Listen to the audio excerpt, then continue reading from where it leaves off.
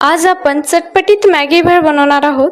त्यासाठी आपण या ठिकाणी 2 मॅगीचे पॅकेट्स घेतलेले आहेत। आता आपण त्यांना एक जाडसर वस्तूने त्यातले मॅगीचा चांगला चुरा करून घेऊया। आपला छान असा चुरा करून झालेला आहे। आता आपण कढईमध्ये थोडंसं बटर घालूया आणि या चुऱ्याला चांगला लालसर रंग येईपर्यंत परतून घेऊया।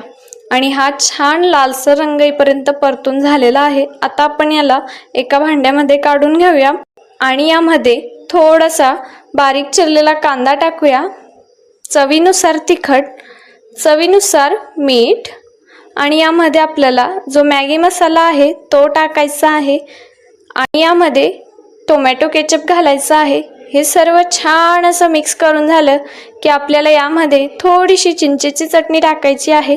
चिंचेची चटणी पूर्ण ऑप्शनल आहे। हे चांगलं मिक्स करून घ्यायचं आहे। तुम्ही बघू शकता आपली छान अशी चमचमीत भेळ बनवून